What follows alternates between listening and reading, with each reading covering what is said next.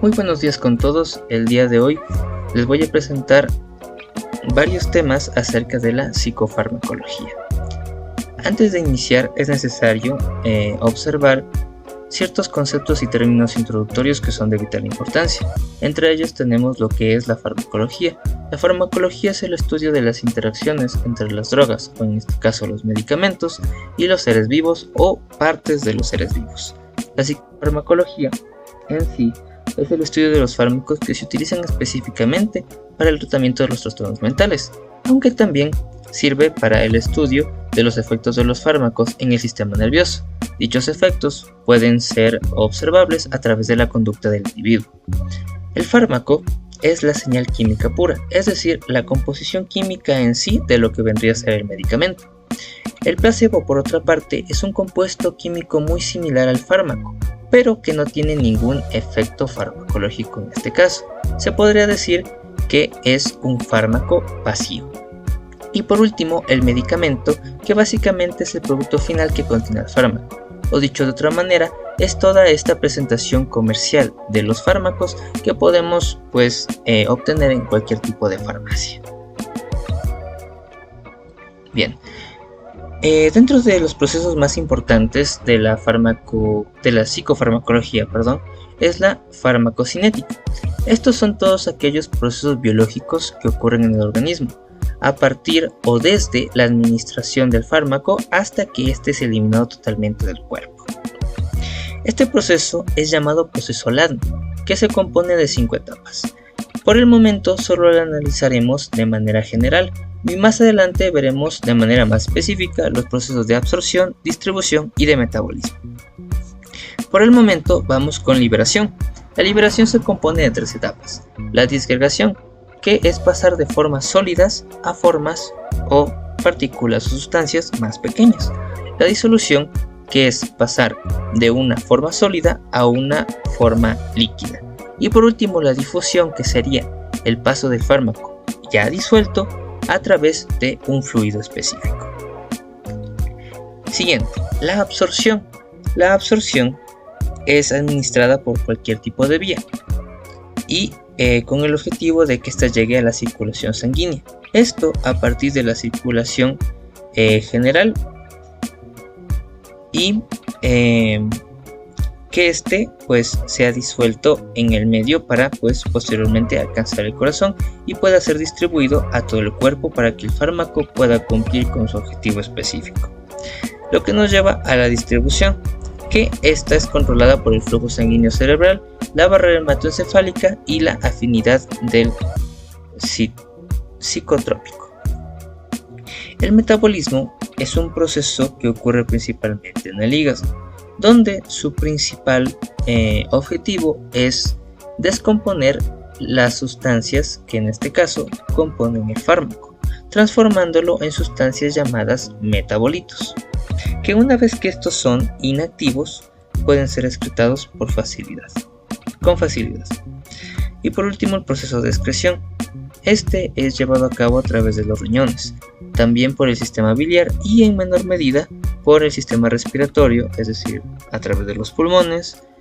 También puede ser excretado a través del sudor, la saliva y la leche materna. Tenemos las vías de administración. Tenemos la vía oral, que como su nombre lo indica es tomar el medicamento por vía oral o en este caso por la boca. Esta es considerada la forma de administración más segura y menos costosa, asegurando evitando en mayor medida el dolor y que el paciente pueda tomar el medicamento por sí mismo. Y en el caso de sufrir algún efecto tóxico, esta puede ser eliminado por un lavado gastrointestinal o también inducida por el vómito para que el medicamento pueda salir del cuerpo.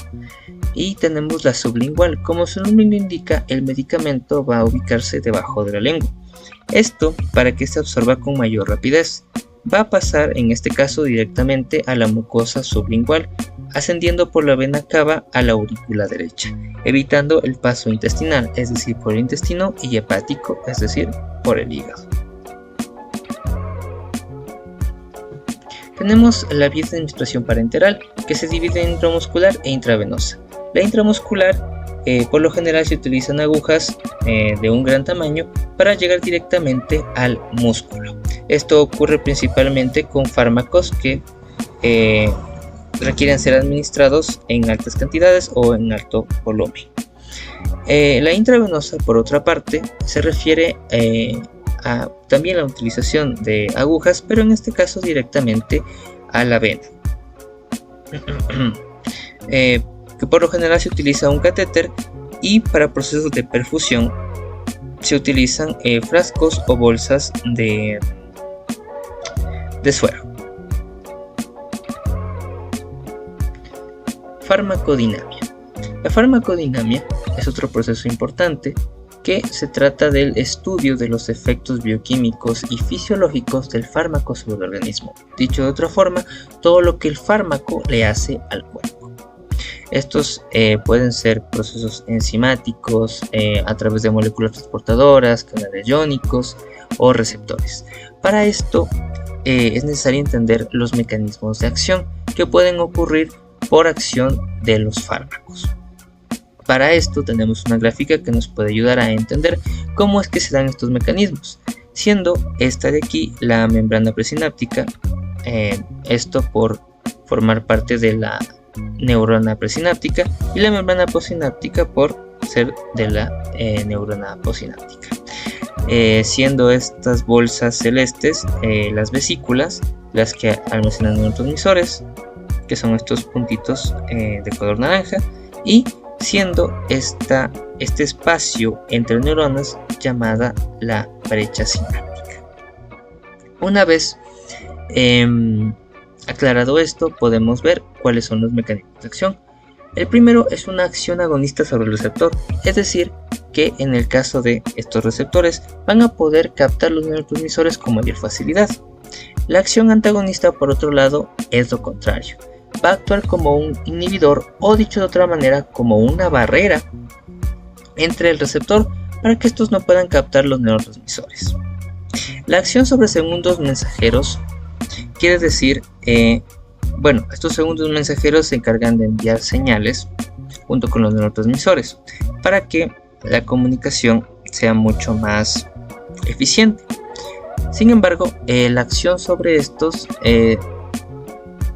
haría que esta comunicación en sí no fuera tan eficiente como lo es normalmente. La acción de almacenamiento vestibular actúa directamente sobre estas bolsas que, como ya habíamos mencionado, se llaman vesículas, evitando que se formen nuevas vesículas y pues obviamente que se almacenen más neurotransmisores, ya que estas vesículas agrupan varios neurotransmisores para poder ser liberados posteriormente. Aumento de la liberación del neurotransmisor. Como su nombre lo indica, es ayudar a que se liberen más neurotransmisores, en este caso por parte de la membrana presináptica. La inhibición de la recaptación del neurotransmisor interrumpe un proceso de recaptación. Este es originado en la membrana presináptica o la neurona presináptica, donde ante la demasiada cantidad de neurotransmisores en la brecha hace que estos sean captados nuevamente por la membrana presináptica y vuelvan a este espacio, por lo que una inhibición evitaría que esto sucediera y en este caso haría que los neurotransmisores se quedaran mucho más tiempo en la brecha sináptica.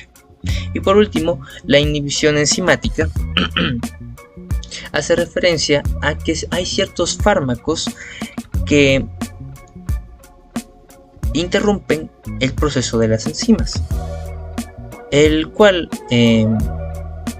es desintegrar ciertos neurotransmisores. Lo que hacen estos fármacos en sí es alterar la estructura de la enzima para que ésta no pueda cumplir dicha función. Bien, entre otros términos o entre otros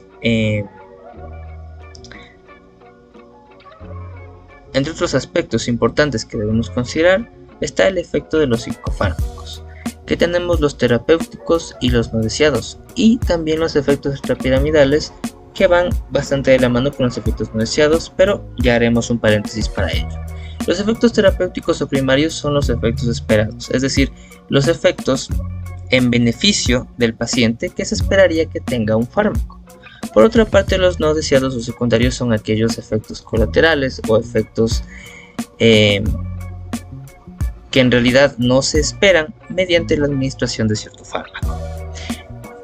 Abriendo el paréntesis acerca de los efectos extrapiramidales, estos ocurren por la acción de ciertos fármacos que tienden a afectar, en este caso, el área o la sección piramidal, provocando que existan ciertas alteraciones en cuanto al control de los movimientos, por lo que es esencial que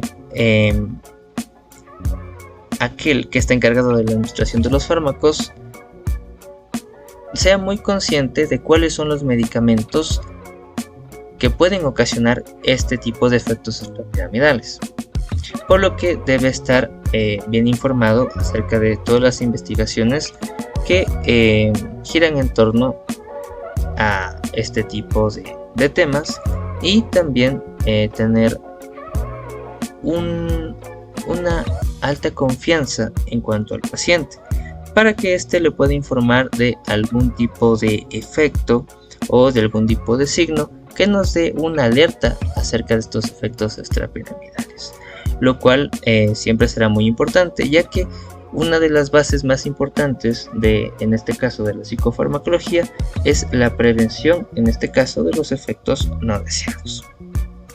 Bien, entre otras cosas tenemos el índice terapéutico, que es la medida relativa de cuán tóxico o no puede ser un fármaco.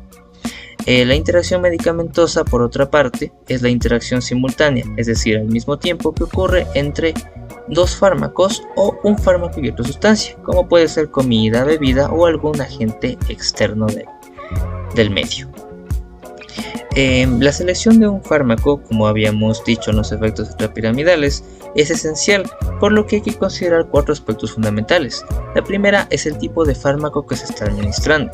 La segunda es la biología particular del paciente. La tercera es la experiencia y el juicio clínico del médico que está prescribiendo el fármaco. Y por último es el contexto situacional y ambiental del paciente. Bien, ahora pasamos a un aspecto importante de la farmacología, que es denominada la biofase. La biofase es el sitio de acción específica del fármaco, y siendo la biodisponibilidad un término en la biofase que describe cuál es la cantidad disponible que está en el fármaco. Esto es muy importante porque hay que considerar, sobre todo en la vía de administración oral, que no todo el fármaco que ingresa al organismo está 100% disponible para el cuerpo. Por lo tanto, su acción terapéutica o su acción deseada también se verá afectada en mayor o en menor medida. Bien, cuando hacemos referencia a la cinética de una única dosis, en este caso por vía oral, decimos que es la administración de una sola vez de un medicamento específico, y cinética hace referencia en este caso a una curvatura o una gráfica que nos muestra la concentración del fármaco en el cuerpo.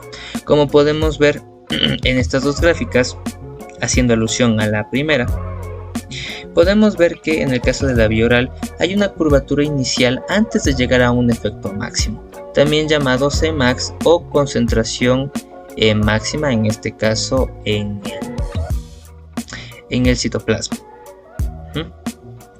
Concentración plasmática. Posterior a ello, después de haber alcanzado su efecto máximo, la curva va a ir disminuyendo hasta alcanzar su concentración mínima, o también llamado Cmix. Hay que considerar algo muy importante aquí, y es la duración de lo que vendría a ser una semivida. En el segundo gráfico podemos ver que más o menos a la mitad de la segunda curvatura, cuando empieza el declive de la concentración del fármaco, hay un número que señala el 50%.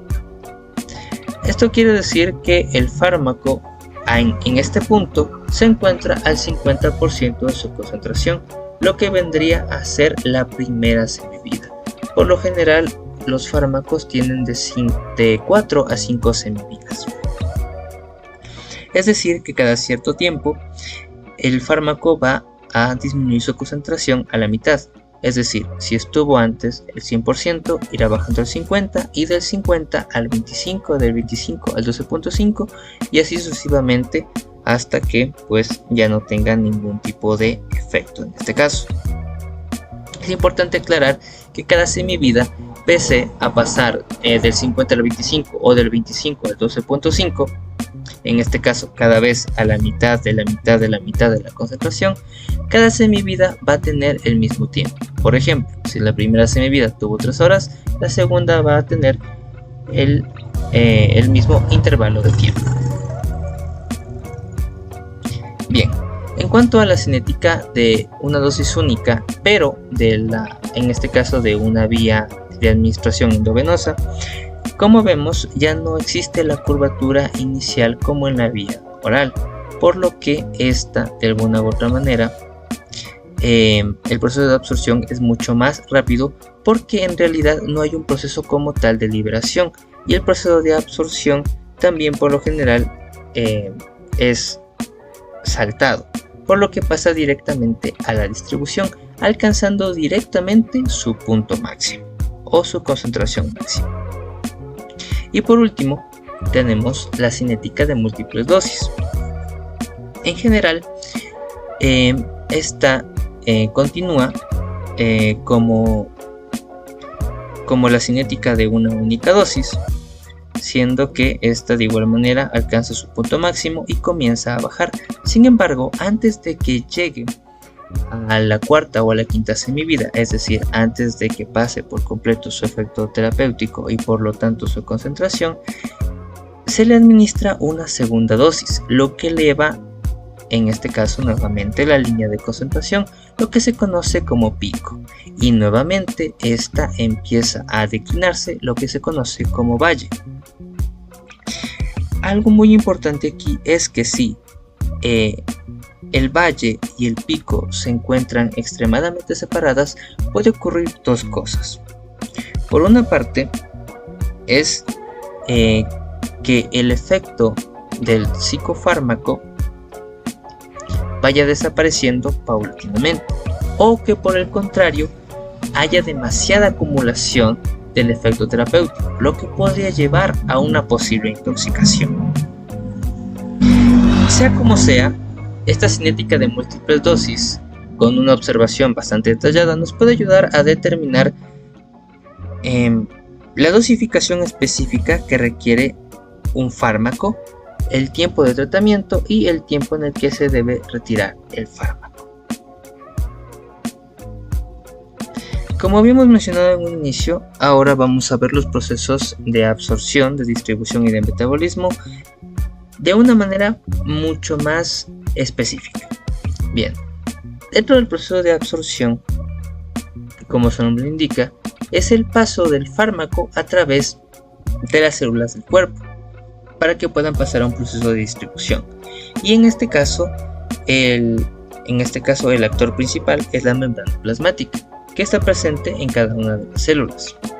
Esta membrana plasmática se compone de una bicapa fosfolípida y de estructuras, en este caso proteínas, que también le ayudan a dar cierta estabilidad a la membrana.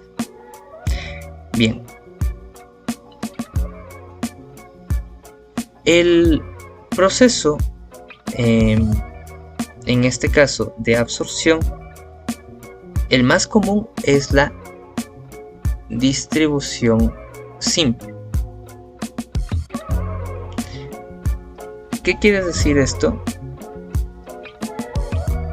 Que este proceso donde pasa el fármaco o las moléculas, en este caso del fármaco, por la membrana plasmática, es mucho más rápido y fácil. Sin embargo, para que esto ocurra tiene que cumplir 3 requisitos. El primero es que este fármaco sea liposoluble, es decir, que tenga afinidad con los lípidos o en este caso con las grasas. Aquí podemos hacer un paréntesis para poner un ejemplo en cuanto si ponemos agua y aceite en un mismo recipiente. Vemos que no se mezcla. Sin embargo, aceite con aceite se mezclan y agua con agua sí se mezclan. Por lo que, usando esta lógica en base al ejemplo, si la capa de la membrana está conformada por lípidos y el fármaco también es liposoluble, va a pasar con mayor facilidad entre la membrana. Y lo mismo va a pasar con el tamaño molecular, que es el segundo requisito. Mientras más pequeña sea la molécula, más fácil le va a hacer pasar de colado, entre comillas, por la bicapa lipídica. Sin embargo, si la molécula es mucho más grande, aunque su tiempo en cuanto a pasar por la membrana plasmática sea mayor, puede hacerlo mediante las proteínas aquí presentes, que tienen un canal donde pueden pasar. Y por último tenemos la ionización molecular, que hace referencia a la carga eléctrica que tienen las moléculas. En este caso, una molécula que se encuentra no ionizada es más liposoluble que una molécula que se encuentra ionizada. Esto es porque una molécula ionizada puede obtener una carga, ya sea negativa o positiva, lo que hace que sea mucho más difícil la entrada o el paso por la membrana. Así que se recomienda que sea de una forma no ionizada. Por último, más bien, en penúltimo lugar, se encuentra el proceso de distribución. Aquí intervienen varios agentes, digámoslo así, y el primero es la sangre. La sangre, como vimos, es el principal transporte que tienen los fármacos para distribuirse a todo el cuerpo. Sin embargo, hay ciertas diferencias. Por ejemplo, si las moléculas son hidrosolubles, pueden distribuirse tranquilamente por el torrente sanguíneo, ya que son afines entre ambas. Sin embargo, si son liposolubles, necesitan de una proteína para poder viajar por la sangre. Y hay cierta fracción libre que se queda en el plasma de la sangre, la que puede ocasionar este efecto terapéutico. De igual manera, esta unión a proteínas genera una competición. Por lo general, la proteína que más se utiliza como transporte, en este caso de las moléculas de los fármacos, es la albúmina. Sin embargo, si hay una escasez de esta, pues va a haber más fracción del fármaco libre en el plasma. Y también se genera una competencia, ya que si hay demasiadas moléculas que quieren adherirse a una proteína, como es el caso de la albúmina, también va a haber un mayor número de fracción libre en el plasma, por esta competencia de querer adherirse a una proteína específica. Aquí tenemos también el primer paso hepático, que se da cierta absorción en el intestino y hay un paso por el hígado, por lo que hay cierta metabolización, es decir, hay cierta degradación del fármaco, lo que disminuye su biodisponibilidad y por lo tanto su efecto terapéutico. Y por último tenemos las barreras. Estas barreras impiden el paso de ciertas moléculas del fármaco. Por ejemplo, la barrera hematoencefálica va a impedir el paso de moléculas demasiado grandes o moléculas que no sean liposolubles. Y en el caso de la placenta, aunque en este caso ya no se la considera como una barrera en realidad en la actualidad. Sin embargo, en su momento también se encargaba de administrar este proceso en la que ciertas moléculas podían pasar y ciertas moléculas no lo hacían. Y por último tenemos el proceso de metabolismo, que como ya habíamos mencionado es la degradación, en este caso del fármaco, para convertirlo de compuestos complejos a compuestos más simples, que como ya también habíamos mencionado, hablamos de los metabolitos. Esto se lo consigue a través de enzimas metabólicas. por medio de dos fases, la fase 1 y la fase 2. La fase 1 se utilizan ciertos procesos que no necesariamente requieren o no necesariamente realizan un cambio sustancial al fármaco. Entre ellos tenemos el proceso de oxidación, que se encarga de, que consiste en perder electrones, el de reducción, que consiste en aumentar electrones, y el proceso de hidrólisis, que consiste en la interacción que tiene el fármaco con una molécula de agua. Todos estos procesos dan origen a los metabolitos. Sin embargo, estos pueden ser de tres tipos: activos, inactivos y tóxicos. Por lo que, en este caso, si los metabolitos resultan ser activos, necesitan pasar por una fase 2, que lo que hace es usar energía más sustancias endógenas, es decir, sustancias propias del cuerpo, para poder transformar estos metabolitos a inactivos y que estos puedan ser desechados del cuerpo, en este caso por la fase de excreción. Y por último, pero no menos importante, debemos tomar en cuenta las variabilidades del paciente. Como ya hemos mencionado, es muy importante tener en cuenta el contexto individual de cada uno de los pacientes. En este caso, principalmente, la presencia de enfermedades hepáticas, enfermedades cardíacas o enfermedades renales. Obviamente todo esto con el objetivo de que la administración de los fármacos, así como la garantización de que el fármaco pueda llegar con un alto nivel de biodisponibilidad y por lo tanto de un alto nivel de su función, en este caso terapéutica, para que el proceso de administración y de eliminación del fármaco sea lo más beneficioso posible para la persona en cuestión. Recordemos que la administración de fármacos siempre va a ser un tema delicado y un tema que siempre se lo tiene que tratar con la mayor diligencia posible. Y sin nada más que decir, esto ha sido todo. Les agradezco mucho y espero que esta presentación les haya sido de utilidad. Muchas gracias.